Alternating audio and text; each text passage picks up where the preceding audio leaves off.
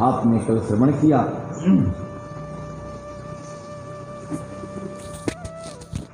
राजा बलि जो है भगवान से युद्ध किया, भगवान ने उसको एक ही बाण में घायल कर दिया।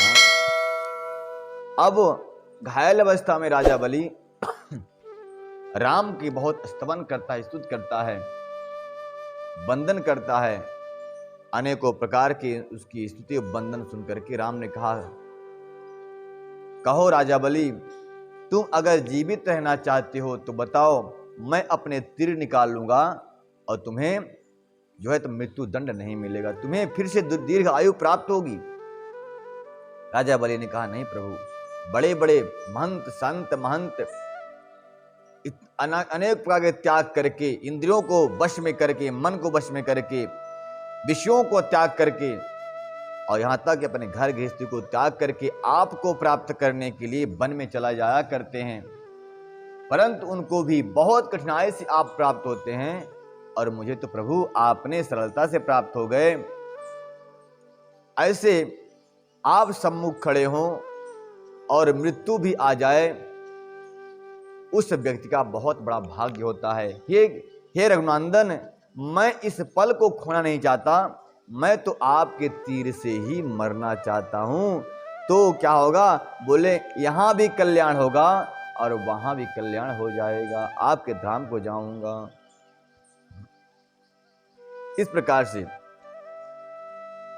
कहने लगा और भगवान में अत्यंत प्रीति करने के कारण उसका प्राण जो है तो परम धाम चला गया। राम चरण दृढ़ प्रीति करें, बल की तनु त्याग, सुमन माल जिम कंठ ते, गिरत ना जनई नाग।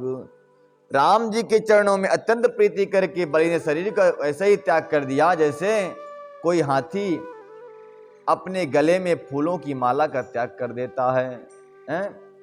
उसी प्रकार राजा बलि ने अपने शरीर का त्याग किया। फिर क्या हुआ? राम बलि निज धाम पठावा, नगर लोग सब व्याकुल धावा, नाना विधि विलाप करितारा, छूटे के सेन देह सवारा। गोस्वामी जी बहुत सुंदर वर्णन करते हैं कि राजा बलि के मर जाने के बाद, चले जाने के बाद उनकी पत्नी अपने केसों को खोल के दौड़ी चली आई, विलाप करने लगी और सारे नगर के लोग सब व्याकुल हो गए कि राजा बलि को किसने मार दिया? ये तो बड़ा अजेय था सबके लिए, कोई भी इसको जीत नहीं सकता था। ऐसे राजा बलि किसने मारा? सारे के सारे नगर के लोग व्याकुल हो गए। उनकी पत्नी तारा विलाप करने लगी, छूटे केस न देह सवारा, देह की कोई सुध बुध नहीं है। विलाप करती हुई उसकी अवस्था बहुत नाजुक सी हो रही है, अपने केस की, अपने शरीर की सुध नहीं है, उसके बाल जो है खुल गए। और क्या हुआ?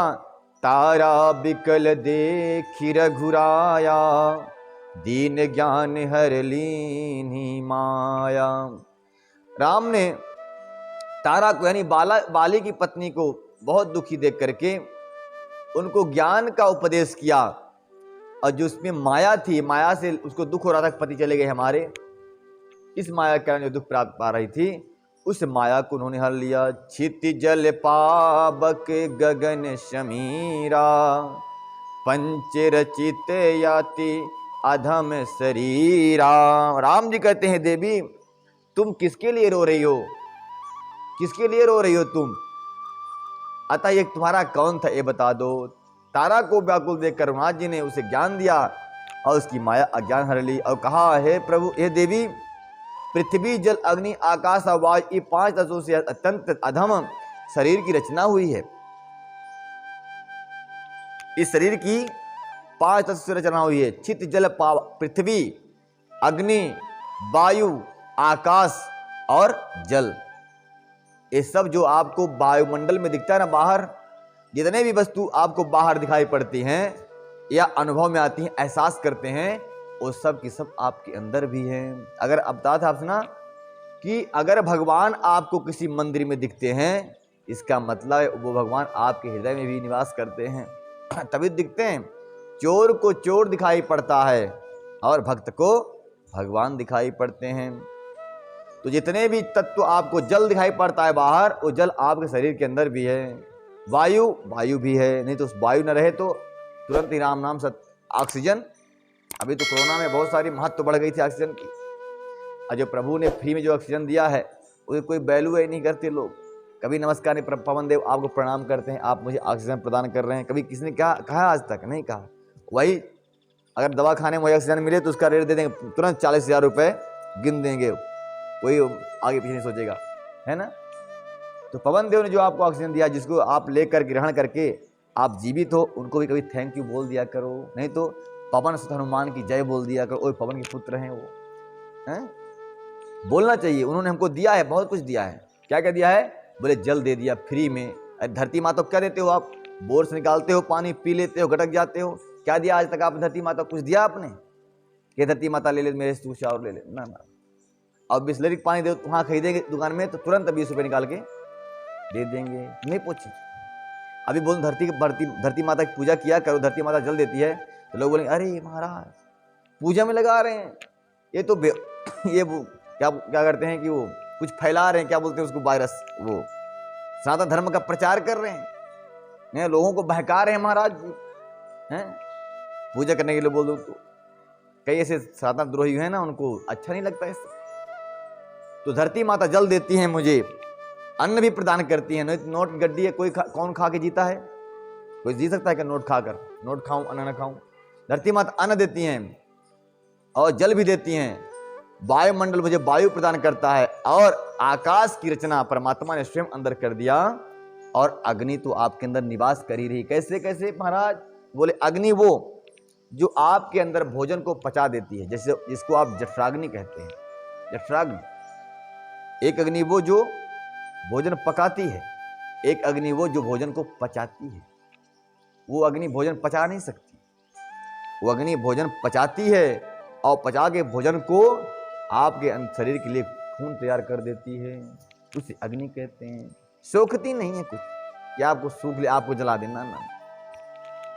अग्नि वास करती है। जल कैसे वास करती है? जो पानी पीते हैं, जल जैसे पानी की कमी हो जाए आपके अंदर, डॉक्टर साहब कहते हैं जाओ इनको ग्लूकोज का बाटल चढ़ा दो, पानी कमी होगी शरीर में, इसलिए ग्लूकोज का बाटल चढ़ाओ। तो पानी खूब पीना चाहिए लोगों को, हैं, पानी कमी हो जाएगी तो सारे तत्व जो आपको बाहर दिखते हैं वो अंदर भी विराजमान हैं। यहाँ पे कह रहे हैं राम जी, ये देवी इस पंच तत्व से बना हुआ शरीर जो है अत्यंत अधम है, क्यों शोक करती हो, क्यों रोती हो? और जिसको देखकर जिससे आपका प्रेम था वो तो अभी भी सामने पड़ा है, ले लो ना, ले लगा लो गले से, पर लगाते क्यों नहीं? सच में व्यक्ति इस इंसान को देखकर, इंसान या सगा संबंधी जो भी है, जिससे हम प्रेम करते हैं, सच में हम किससे प्रेम करते हैं? जिससे हम प्रेम करते हैं वो दिखाई पड़ता नहीं। अगर माना जाए, जिसको हम मानते हैं कि मेरा अपना है, मेरा भाई है, बंधु है, किसको मानते हैं? शरीर को मानते हैं कि शरीर के अंदर वाले को मानते हैं?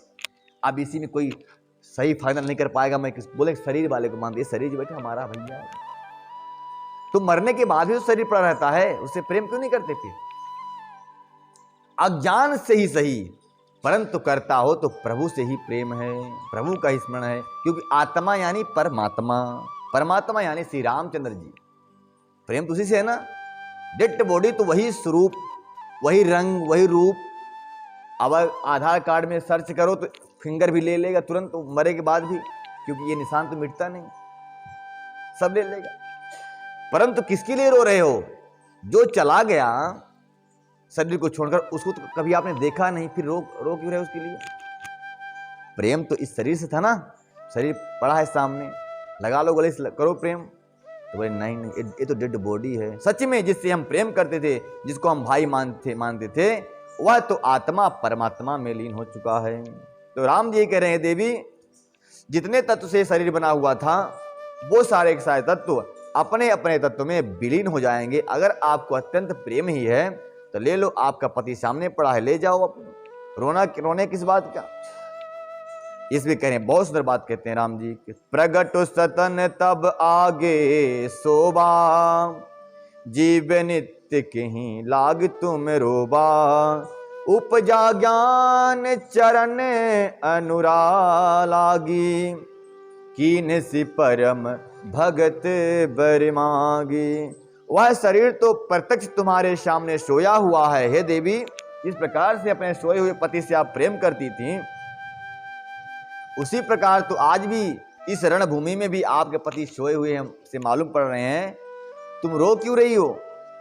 और जीव नित्य है, फिर तुम किसके लिए रो रही हो? अतः कहते हैं जीव कभी मरता नहीं और कभी जन्म नहीं लेता है, और जिसके लिए तुम रो रही हो वो तो मरा ही नहीं कभी आज तक। पहले भी दिखाई नहीं पड़ता था और अब भी नहीं दिखाई पड़ता। अरे भाई, शरीर में इसमें आत्मा है, दिखाई पड़ रही क्या? नहीं पड़ रही। मरने के बाद भी दिखाई नहीं पड़ती। फिर रोते क्यों हो भाई? पति के सो जाने पर तुम रोते नहीं? तारा को समझा रहे हैं, तुम रोते नहीं कभी, लेकिन अभी सो गया तो क्यों रो रही हो? किसके लिए रो रही हो?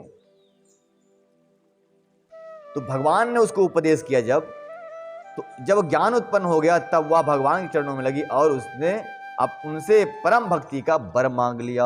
कौन? तारा। सच में ज्ञान जब होगा तब मरने के बाद रोना नहीं होगा, बल्कि जन्म पे रोना होगा। भाई कौन सा कर्म किया था? अब लोग बोलते हैं बर्थडे मनाना बच्चे का, उधम मचाओ, क्या बोलते हैं, बधाओ बजाओ, बच्चा जन्म हो लिया है। अब उनको ये नहीं मालूम कि न जाने बेचारा कहाँ रहा होगा, प्रभु के धाम में जहां भी रहा होगा। गर्भ में आया, गर्भ से धरती पर आ गया, और जब से जन्म लिया तब से उसका टेंशन बढ़ने लगा। पहले तो बचपन है बेचारा, 5 किलो का बच्चा तो 10 किलो का बस्ता लाद की पीठ जा रहा गधे की तरह, स्कूल से घर, घर से स्कूल, बाप रे। तो रोना उस दिन चाहिए जब किसी का जन्म होता है। भाई आ गया तू भी संसार में, धोखेबाजों से धोखा खाने के लिए। यहाँ सब ठगार बैठे हुए हैं, कोई ईमानदार दिखता ही नहीं। बेचारा तू भी आ गया, कहीं भगवान के पास रहा होगा, भक्ति करता रहा, चल तू भी अपने कर्मों का फल भोगेगा, यही रहेगा। जन्म पे रोना चाहिए, मरने पर रोना नहीं चाहिए। वह तो मुक्त हो गया जेल से। क्या है संसार? क्या है संसार? जेल ही तो एक तरह से। 100 वर्ष तक तुमको यहाँ चाहे कितना भी कष्ट हो तुमको रहना पड़ेगा, तुमको चाहे भोजन मिले या ना मिले। ये संसार तुम्हें फांसी के समान है। यहां से वहां, वहां से यहां, कभी तक एक व्यक्ति निश्चय नहीं कर पाया कि मैं घर कहूं कि ऑफिस कहूं। घर में जाता है, खाना खाता है, सो जाता है, सुबह उठता है, भागता है ऑफिस के लिए। आज तक डिसीजन नहीं ले पाया कि मैं ऑफिस कहूं, घर कहूं, मैं किसका हूं, माता कहूं कि पत्नी कहूं, कहीं फाइनल नहीं कर पाया। भाई कहूं कि बहन कहूं, फाइनल नहीं कर पाया। इस संसार कहूं कि मैं अपना भी हूं, ये सोच ही नहीं पाया। क्यों? बोले दूसरे के चक्कर में, दूसरों के पालन पोषण में लगा रहा, कमाने में लगा रहा, अपने आप से नहीं मिल पाया। इसी कारण से वह जीव अज्ञानी है और रोता है। जिस दिन परमात्मा से मिल जाएगा उस दिन उसको किसी से मिलने और बिछुड़ने से हर्ष और विषाद नहीं होगा। तारा को प्रभु राम ने ऐसा ही उपदेश किया, हे देवी, जिससे तुम प्रेम पहले करती थी वो तो कभी तुम्हें दिखा नहीं, और जो दिखता था वो तो अभी भी तुम्हारे सामने सो रहा है, क्यों रो रही है? ज्ञान हुआ सच में ये माया है। जीव तो जो मेरा था, पति था, वो तो कभी मरने वाला ही नहीं, क्योंकि ईश्वर अंश जीव अविनाशी, वो अविनाशी कभी मरता ही नहीं। गीता में लिखा गया है कि नैनम छिन्दन्ति शस्त्राणि नैनम दहति पावकः ना चैनम क्लेदयन्तापो ना शुष्यति मारुतः। उस जीव को न तो शस्त्र काट सकता है, ना अग्नि जला सकती, न वायु सुखा सकता, और न पानी गीला ही कर सकता। वह निर्लेप है, निर्विकार है, निराकार है, वो दिखाई नहीं पड़ता। अभी भी नहीं दिखाई पड़ रहा और कल भी दिखाई नहीं पड़ता था। तो हे देवी, ऐसा मानकर तुम ये अज्ञान दूर करो और अपने पति से पुनः मिलने के लिए आप धर्म का कर्म करती रहो। तो प्रभु के चरणों में जाकर लग गई। राम से वरदान मांगा तारा ने, प्रभु आपके चरणों की मुझे भक्ति प्राप्त हो, ऐसे कृपा करें। शिव जी कहते हैं, हे उमा, देखा प्रभु कैसी लीला है। उमा दारु जो सित की नाई, सब हिंग न चाबत राम गुसाई। तब सुग्रीव ही आय सुपादीना, मृतक कर्म विधिवत सब कीन्हा। राम जी, भगवान शिव कहते हैं, हे उमा पार्वती सुनो, दार ज्योतिष की नाई, जैसे कोई कठपुतली को अपने इशारे से नचाता है, जैसे नट होता है ना कठपुतली को नचाने वाला, रस्सियां उसकी उंगली में होती है फिंगर में, और कठपुतली नीचे नाचती रहती है, जैसे जैसे एक्टिंग करता है वो इधर से, वैसे कठपुतली भी नाचती रहती है। ठीक उसी प्रकार से इस संसार को, संसार के जीवों को नचाने वाले, चलाने वाले सब राम ही हैं। जैसे वो चाहते हैं ये संसार वैसा ही चलता है। राम ही चाहे तो पुनः कोरोना आ जाए, राम ही चाहे तो आई फ्लू आ जाए। आई फ्लू चल रहा है इस समय ना, आई फ्लू से बहुत सारे लोग पीड़ित हैं इस समय। ये सब क्या है? प्रभु की महिमा है, प्रभु की माया है। जब भगवान की याद लोग भूल जाते हैं किसी न किसी कारण से, राम जी भगवान को याद दिलाने के लिए कुछ न कुछ षड्यंत्र रच देते हैं। बोल मर्यादा पुरुषोत्तम श्री राम की, जनक नंदनी की जय। इस प्रकार राम जी ने समझाया। शिव जी कहते हैं कि हे देवी, अपने मृतक भाई के सुग्रीव ने यथाउचित विधिवत अंतिम संस्कार कर दिया, क्योंकि पार्थिव शरीर का अपमान नहीं करना चाहिए, ठीक है ना, कि पंच तत्व से बना हुआ है, तो इसको विधिवत पंच तत्व में मिल जाए ऐसा जो है तो विधिवत विधान करना चाहिए। राम कहाँ अनुज ही समुझाई, राज देहु सुग्रीव ही जाई। रघुपति चरण नाई कर माथा, चले सकल प्रेरित रघुनाथा। राम ने कहा है लक्ष्मण, जाओ सुग्रीव को राज तिलक कर दो। और रघुनाथ जी को सबने सर झुकाया, उनको चरणों में प्रणाम किया और सब साथ में चल दिए राज तिलक करने के लिए, राज्य के लिए। लक्ष्मण तुरत बुलाए पुरजन विप्र समाज, राजुदीन सुग्रीव का आनंद जहां युवराज। कहते हैं सुग्रीव ने, लक्ष्मण कुमार ने ब्राह्मणों का आवाहन किया, बुलाया ब्राह्मणों, क्योंकि ब्राह्मणों के बिना कोई भी अच्छा कार्य, मंगलिक कार्य नहीं होना चाहिए, और होता भी नहीं, और जो करते हैं उनका सफल भी नहीं होता। तो ब्राह्मणों का होना अति आवश्यक। अग्नि और ब्राह्मण दो की साक्षी अवश्य होना चाहिए जब आप मांगलिक कार्य करते हैं। तो मांगलिक कार्य कर रहे हैं आप, सुग्रीव को राजगद्दी प्रदान हो रही है, मिल रही है, तो लक्ष्मण जी ने तुरंत ही नगरवासियों को कहा कि ब्राह्मणों को समाज बुला लाओ, और उनके सामने सुग्रीव को राज और अंगद को युवराज पद दे दिया जाएगा। यानी क्योंकि ब्राह्मण और अग्नि की साक्षी में बहुत महत्वपूर्ण काम हो तो करना चाहिए। गोस्वामी जी वर्णन करते हैं कि उमा राम सब हित जग माही, गुरु पितु मातु ब्रंद प्रभु नाही। सुर नर मुनि सब के यह रीति, स्वार्थ लाग करें सब प्रीति। राम जी भी कह रहे हैं भाई, उमा शिव जी कह रहे हैं देवी सुनो, देखो राम जी ने कहां वनवासी सुग्रीव को राजा बना दिया। क्यों?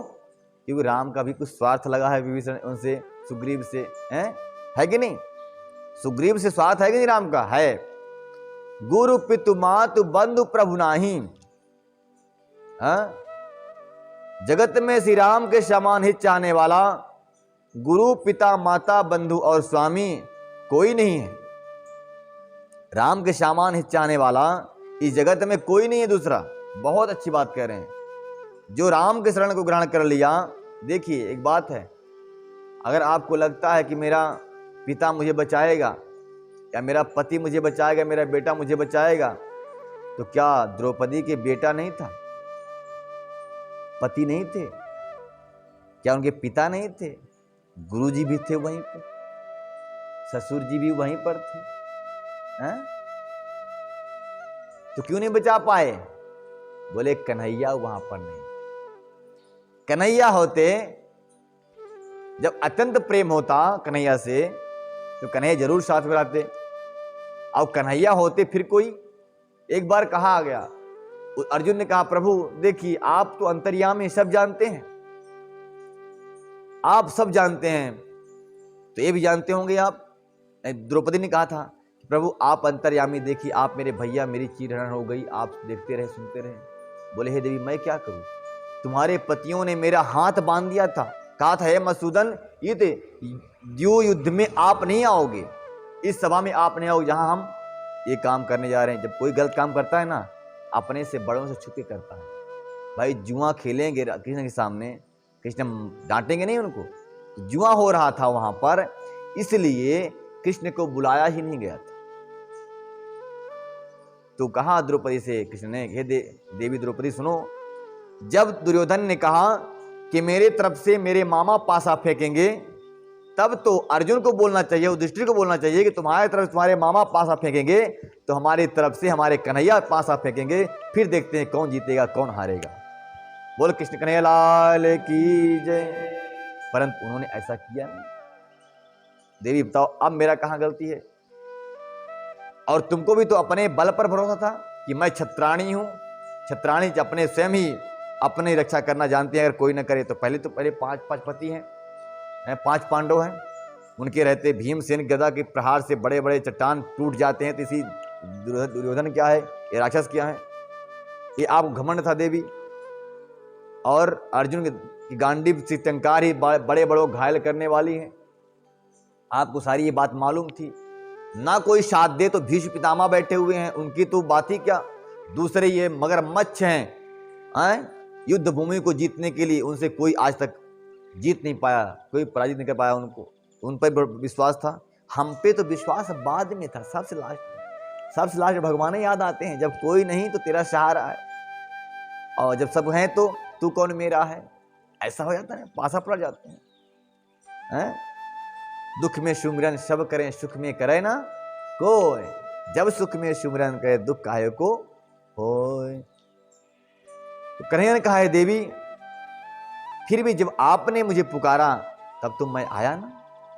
तो ऐसी स्थिति प्रभु राम से होना चाहिए कि राम के समान इस संसार में न भाई न बंधु न माता न पिता न सगे न संबंधी न यार न रिश्तेदार, कोई भी आपके चाहने वाला नहीं है। क्या है बोले, भगवान को छोड़कर, राम को छोड़कर, कृष्ण को छोड़कर इस संसार में जितने भी नाते हैं सब स्वार्थ के हैं। अब पत्नी को ना दो पैसा, फिर देखो आप तुरंत नमक ज्यादा होगा सब्जी में शाम को, है कि ऐसा होता है।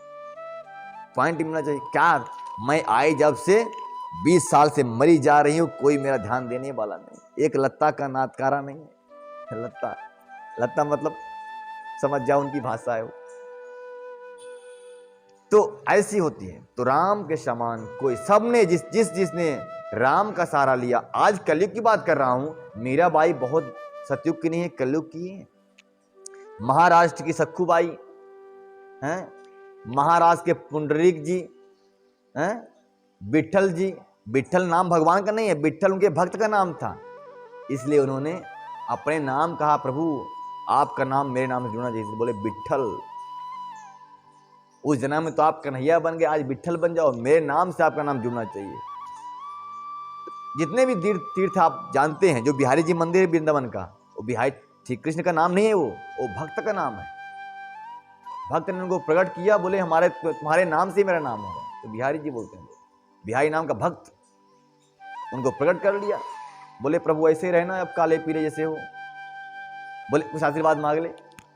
बोले क्या आशीर्वाद मांगू, आप मेरा नाम आप ले लो, मैं अपना नाम आपको देता हूं। तो बिहारी नाम पड़ गया। बिहारी जी बिहारी जी के दर्शन वृंदावन में नहीं किया तो कुछ नहीं किया, उन्हीं के नाम से तो वृंदावन धाम पावन हुआ, बिहारी जी की वजह से। अनंत महिमा भगवान की। तो आप कलयुग की बात बोल रहा हूं, जिसने सहारा ले लिया जीवन सफल हो गया उसका।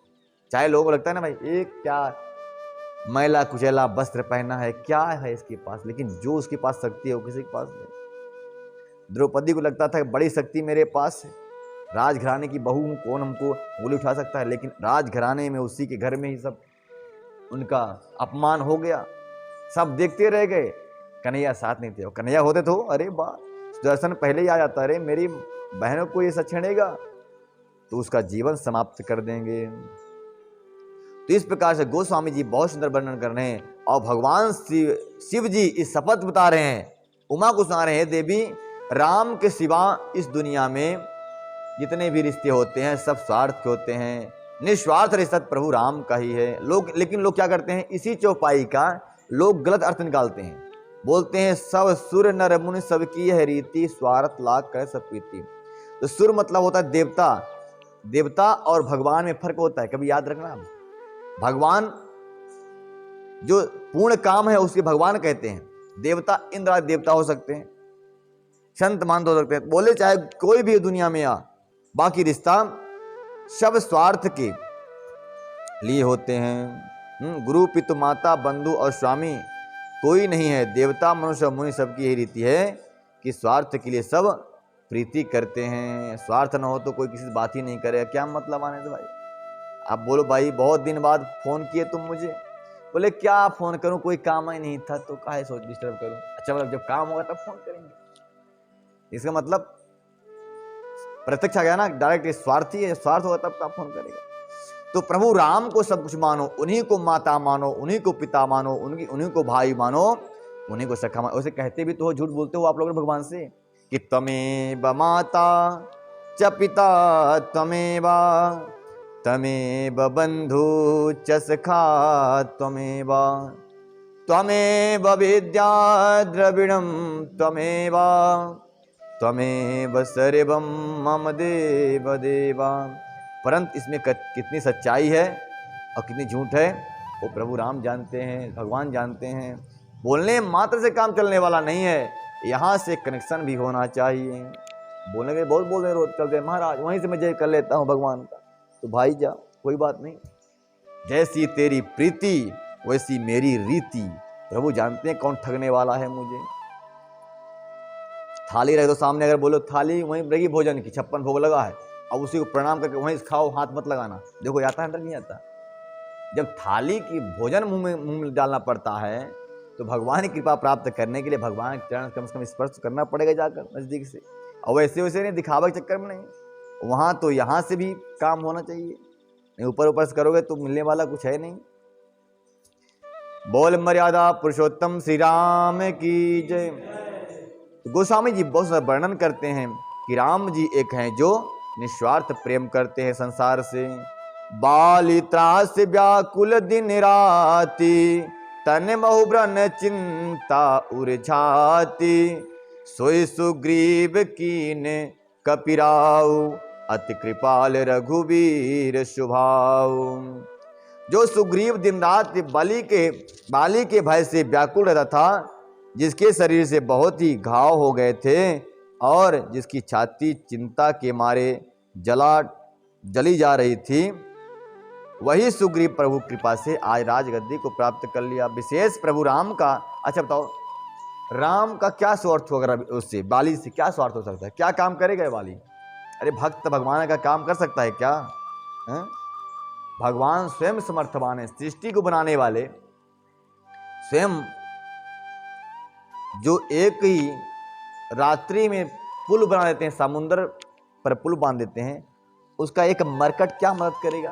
परंतु संसार को दिखाने के लिए कि देखो अगर बड़े लोगों से काम नहीं बनता तो छोटे लोग आपके काम आ सकते हैं, उन्हीं से काम कर लो। बड़े लोग तो रहेंगे मैं आऊँगा मंदिर में सफाई, कहीं क्रिच मेरी डिस्टर्ब हो जाएगी तो क्रिच के चक्कर में वो क्रिच संभालते पूरे रहेंगे। काम तो कौन करता है मेहनत का, बोले छोटे लोग करते हैं, जो कम पैसे वाले हैं वो करते हैं।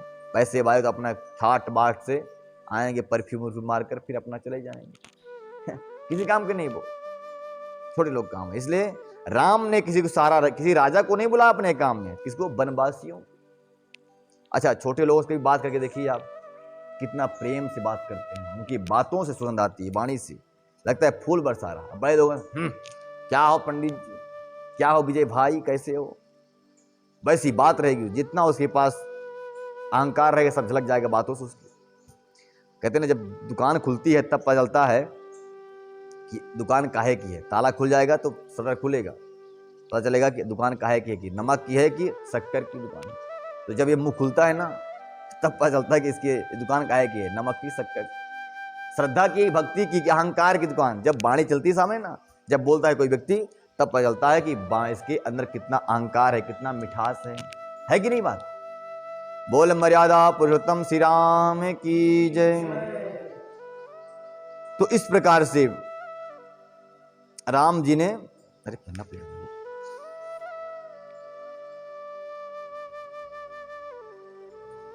गोस्वामी जैसे वर्णन करते हैं, जानत हूँ अस प्रभु परिरहि, कहे न विपत्ति जाल नर परहि, पुन सुग्रीव बहिली ने बुलाई, बहु प्रकार निपनीत सिखाई। राम ने बाली को बानरों का राजा बना दिया और सुग्रीव को बानरों का राजा बनाया, और सुग्रीव के पुत्र अंगद को युवराज बना दिया कि राजा बलि के बाद जब राजा बलि को मान लो महायुद्ध में कोई मार दे तो अंगद जी राजा बनेंगे, ऐसा उन्होंने प्रस्ताव रख दिया। और सबके सामने लक्ष्मण कुमार जी ने किया काम। जानता हूं अस प्रभु कई परहि, कहे न विपत्ति जाल नर परहि, पुन सुग्रीव बहिली ने बुलाई, बहु प्रकार निपनीत सिखाई। जो लोग जानते हुए भी ऐसा प्रभु को त्याग देते हैं, वो क्यों ना विपत्ति में पड़ेंगे। मतलब भगवान की इतनी दयालुता को जानकर, भगवान भक्त वत्सल हैं, भगवान दीन बंधु हैं, भगवान दयालु हैं, जो इस बात को जानकर भगवान को त्याग देता है, तो गोस्वामी जी कहते हैं वो क्यों विपत्ति के छाव में नहीं आएगा, क्यों उस पर विपत्ति नहीं आएगी। इसलिए सर्वस्व हरि को मानकर अपना जीवन यापन करते रहें, और विपत्ति तो आएगी पर भाग भी जाएगी, चली जाएगी, दीर्घकालीन तक वो नहीं रहेगी। विपत्ति जाल नर परहि, कहे न, जो इस बात को नहीं मानता वह नर, वह प्राणी विपत्ति के जाल में फंस जाता है। पुण्य सुग्रीव बहिलीन बुलाई, बहु प्रकार निपनीत सिखाई।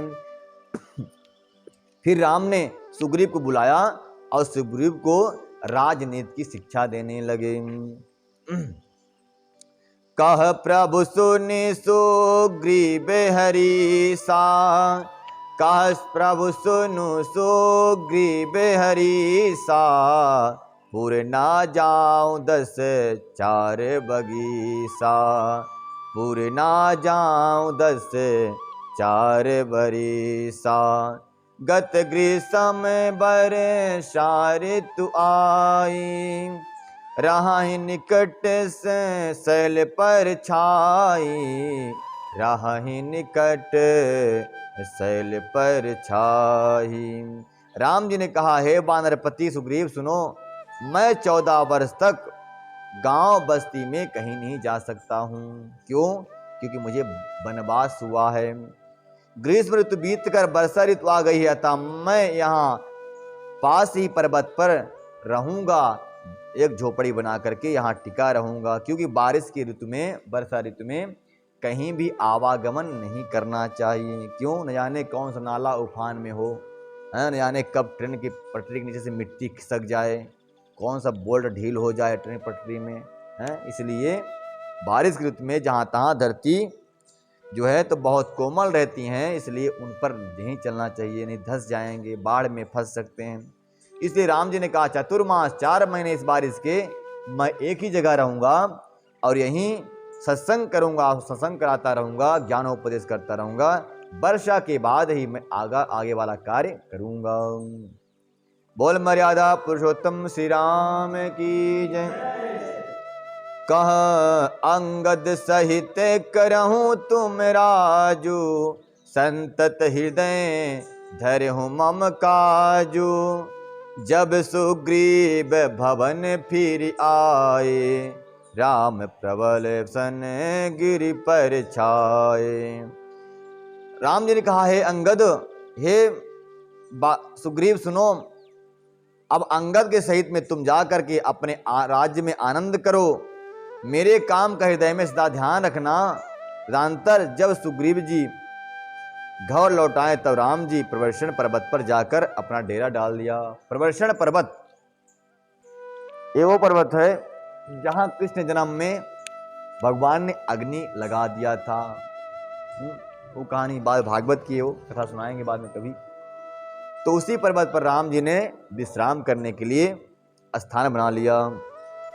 प्रथम ही दे बहि गिरि गुहि, करा क्यों रुचिर बनाई, राम कृपा निधि कछु दिन वास करेंगे जाए। देवताओं ने पहले ही उस पर्वत की एक गुफा में सुंदर गुफा को बना दिया था, सजा रखा था। उन्होंने सोच रखा था कि भगवान जब आएंगे तो यहीं वह निवास करेंगे, इसलिए उसको सुंदर सा बना देता हूँ निवास करने के लिए। सुंदर बन कुसुमित अति शोभा, गुंजत मधुप निकर मधुलोभा, कंद मूल फल पत्र सुहाए, भय बहुत जब ते प्रभु आए।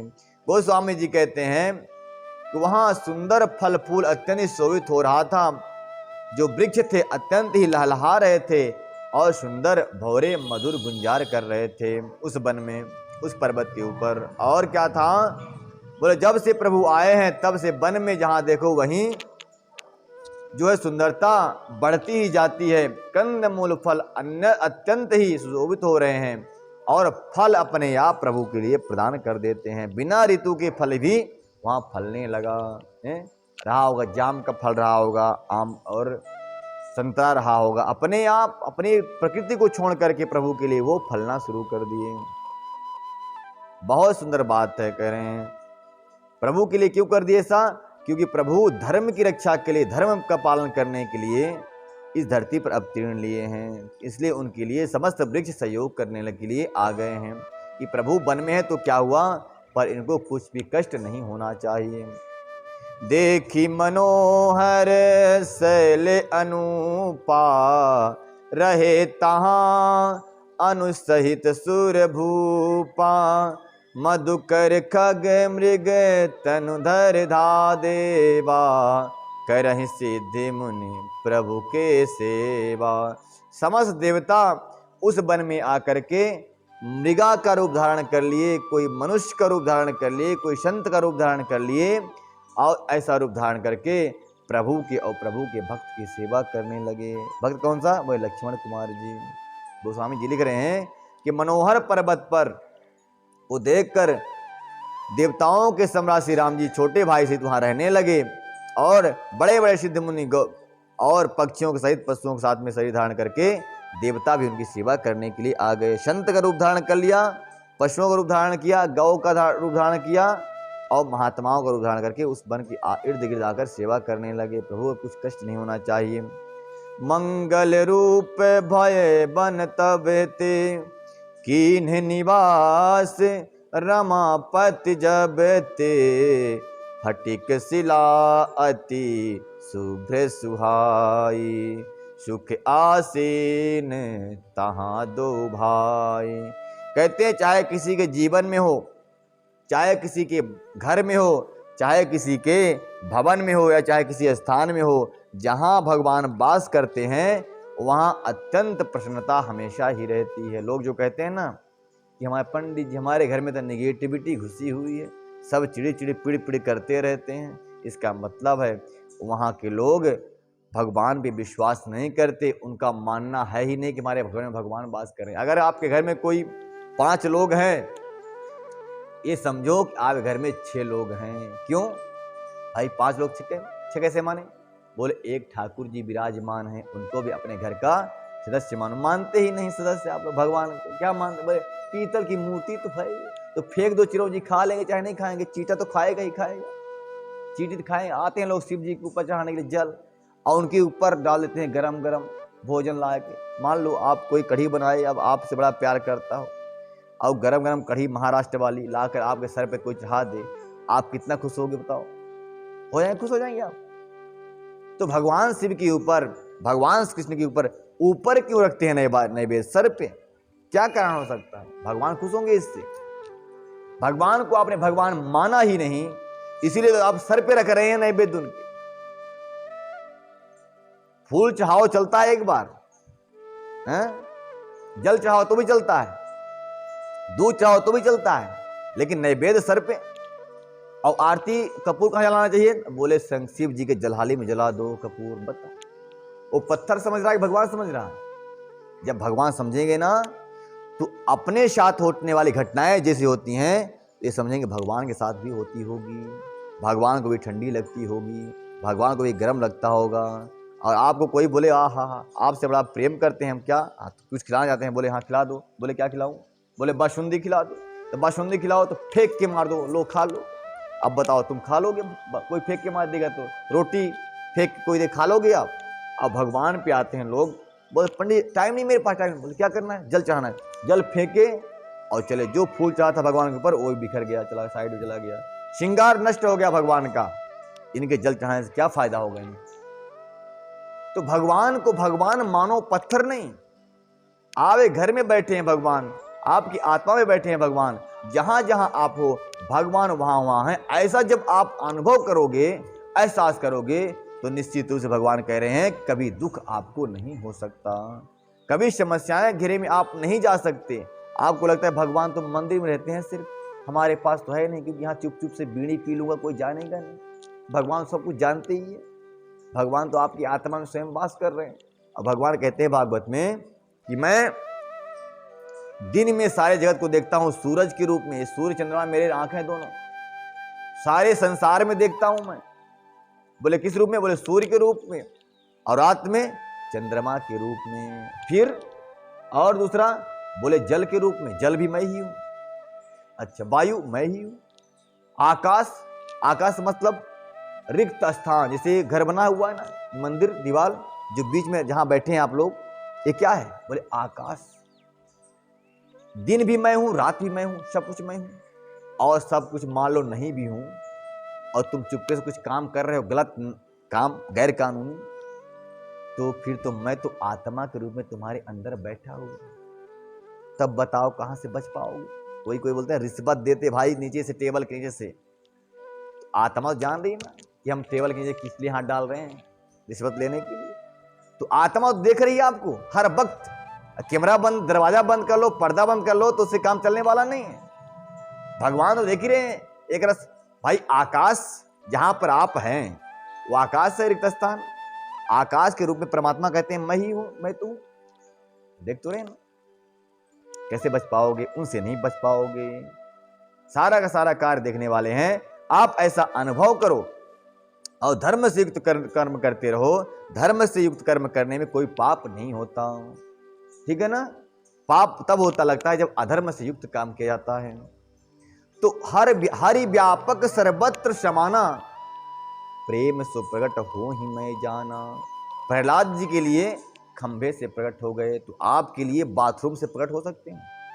इतना बात, इतना यहां तक बोल दिया, समझ जाओगा कि अगर खंभे से प्रकट हो जा सकते हैं, कण कण में अगर वास कर रहे हैं, तो आपके भी रोम रोम में वास कर रहे हैं, तन में आपके रोम रोम में वास कर रहे हैं, आत्मा रूप से नहीं। बता आपसे ना कि जो वो निकल जाएं, तो इस शरीर को संसार कहता है कि डेड बॉडी है। जब तक वो है आपके अंदर आत्मा के रूप में, तब तक आप, कोई कहता है पापा है मेरे ये, कोई कहता है भैया है मेरे ये, पत्नी कहती है मेरे पति हैं, पति कहता है मेरे पत्नी है। क्यों, किसको कह रहे हैं सभी ये रिश्ता किससे है, बोले उसी परमात्मा से रिश्ता है।